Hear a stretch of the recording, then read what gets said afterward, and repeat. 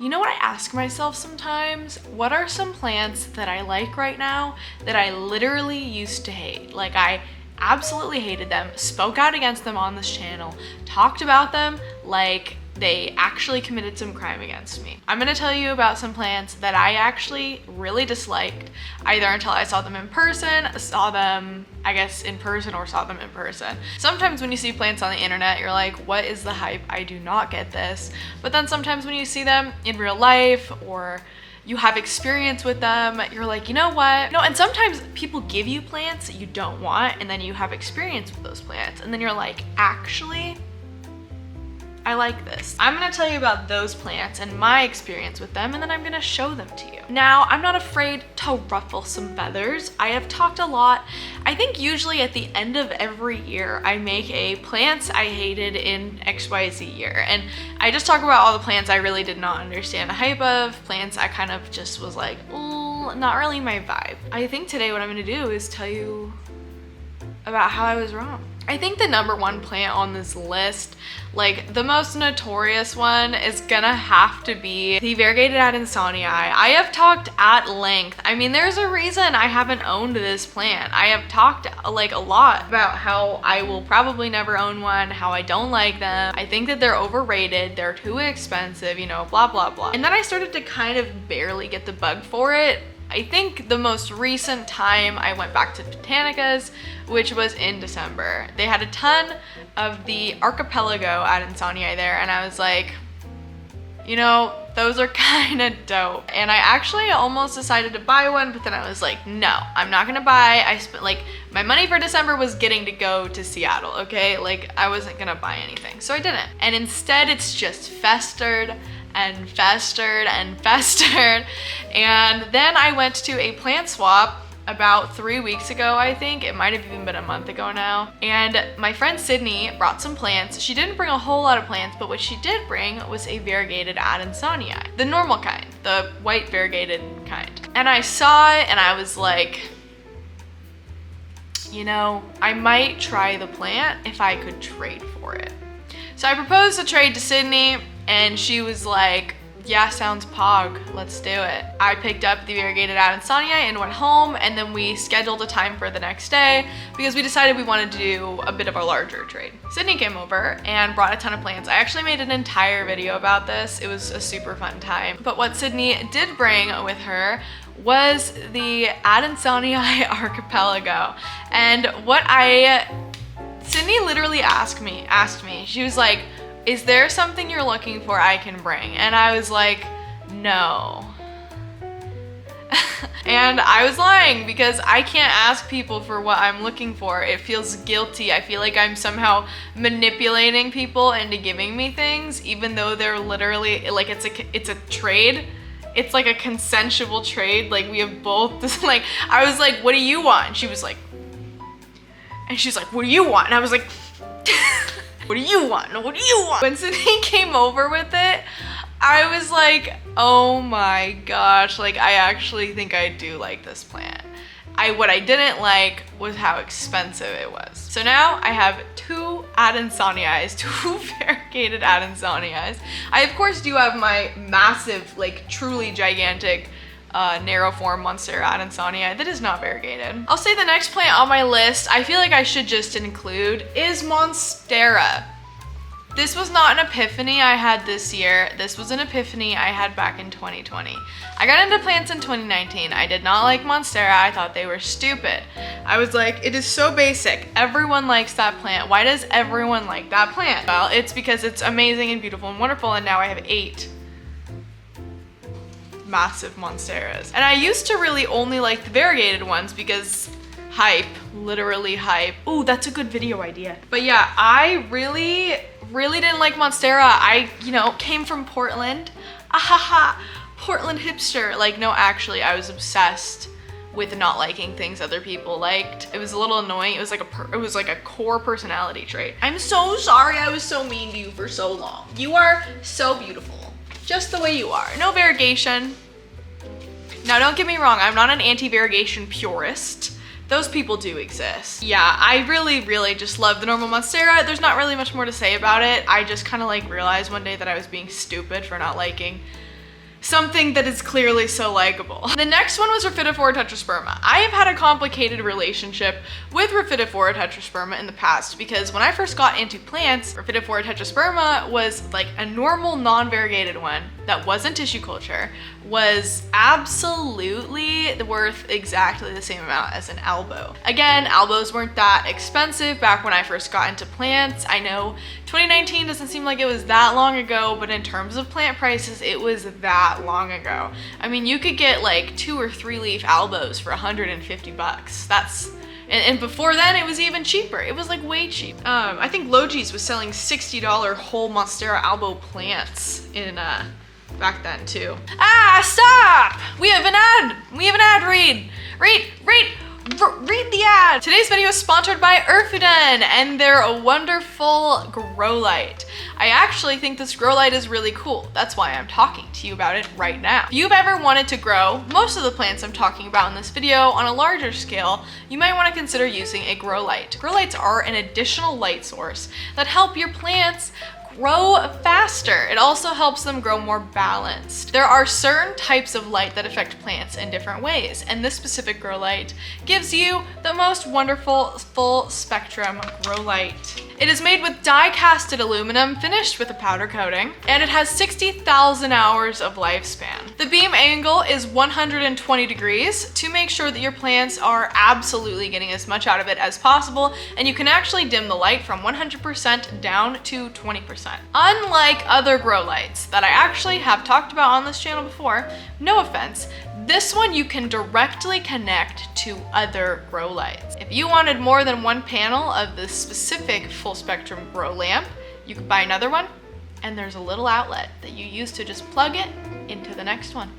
Connecting them, making it a larger panel that can handle larger plant needs. This is called the daisy chain feature, and the maximum wattage for this feature is 900. The light also tells you exactly what distances you need to be hanging the light from in order to produce the most growth, either for vegetative or flowering plants. The lamp itself comes with a power input cord, hanging cords with carabiners, and an adjustable pulley system, so that all you need is something to hang the light over, and then you can automatically adjust it.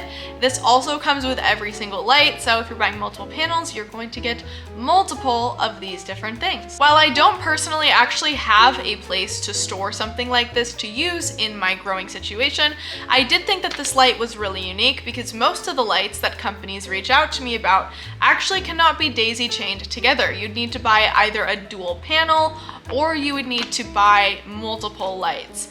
This, however, you can connect multiple lights together in order to make either a 4-panel light in a square or one in a long line. You can also make 2 right next to each other, or 2, like literally you can just put them together like Legos. It's incredible. I also think the light itself looks really nice. I don't usually love lights that actually don't have a knob to change the how much light your plants are getting, but these ones do. I highly recommend this light. You 100% should check it out. The link is in the description, and thank you so much Urfuden for sponsoring this video. But I traded a Monstera albo for a Rhaphidophora tetrasperma because it was an it plan. I wanted to try it out.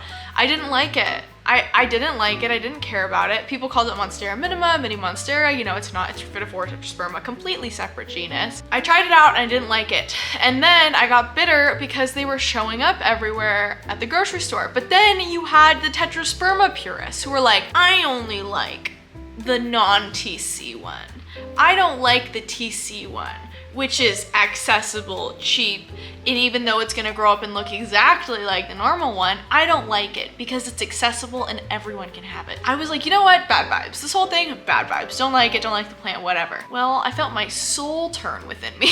And all of a sudden I was obsessed with, I almost called it Monstera minima, with Rhaphidophora tetrasperma. It started about a couple months ago. I saw it, I think at Devin's house, and then it just kind of started like turning. Like in my soul. I was like, I kind of really want one, but I didn't want to buy one, even though they're so cheap. You could go into any grocery store here, like Trader Joe's, Albertsons, frickin' Whole Foods. Then I realized I have a node of it. I stuck a node in a prop box and then didn't touch it for a really long time. And you know what happened? It grew into a plant, and then I forgot about it for like a year. And I took it out, and it had like 6 leaves, and it wasn't long, it wasn't trailing, it was like a little dude, just kind of like And then I planted it.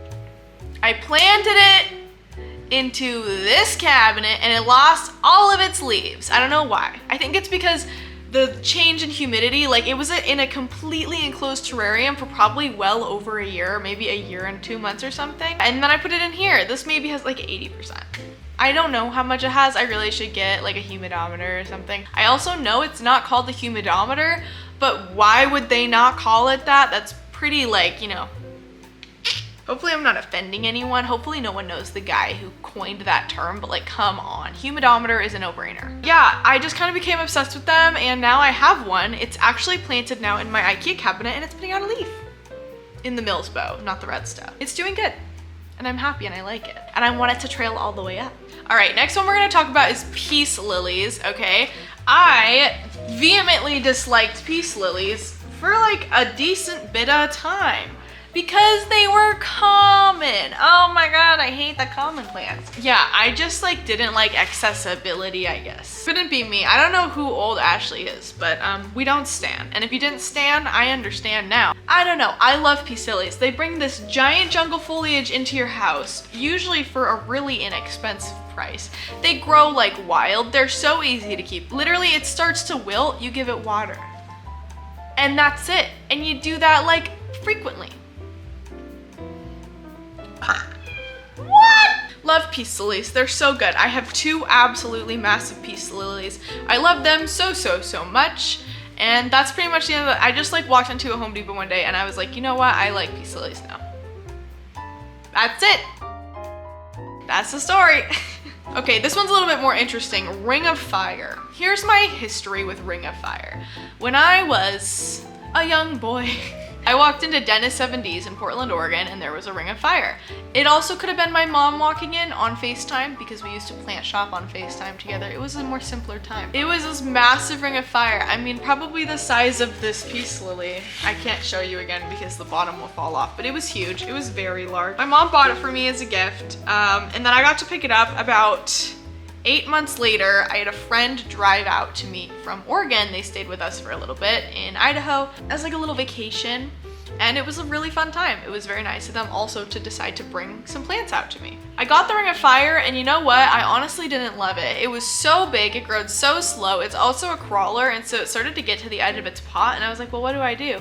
I tried to take some propagations and it died. My next experience with the Ring of Fire was, it was from this person who I have never bought from since, and they sent me a Ring of Fire for a trade and it like died pretty instantly. Like within hours of me getting it. But then I was too embarrassed to tell them, so I just like didn't tell them. And then I never liked them ever again. Was it more because of a plant that died? Was it because I was kind of mad that I thought someone sent me a dying Ring of Fire? Or was it that I just didn't like the plant? I'll give you a hint. It wasn't because I didn't like the plant. I definitely had some like internalized emotional trauma to the Ring of Fire.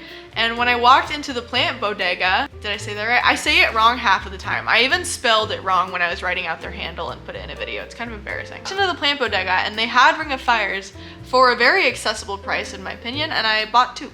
Well, my mom bought me 1 and I bought the other one. They're really pretty. I really like them. They're so gorgeous. I think I like them better small. I don't know that I'll let them get big.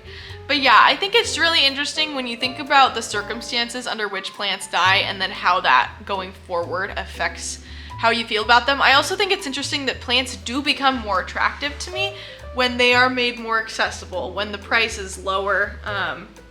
I didn't used to feel that way, but I definitely do now. That's it. Those are the plants in my collection that I used to hate. I would say arguably there's a couple more like honorable mentions. Maybe spider plants, maybe epipremnum, but I wouldn't say like I love those. Like the plants that I just mentioned to you, I love. I eat them up. I love them so much. Viscerally hated them before.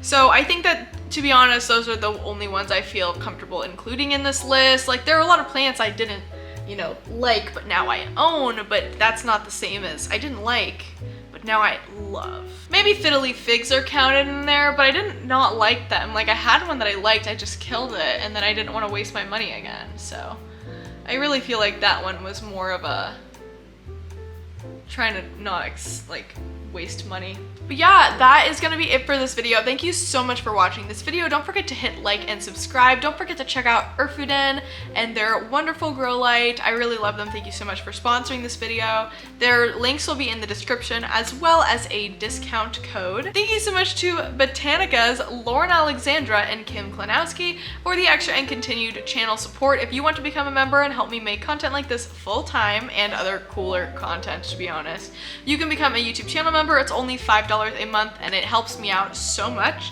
The Discord is now free. You're welcome to join it at the link in the description as well. And other than that, I'll just have to see you on the other side, where the grass and the philodendron and the aroids are greener.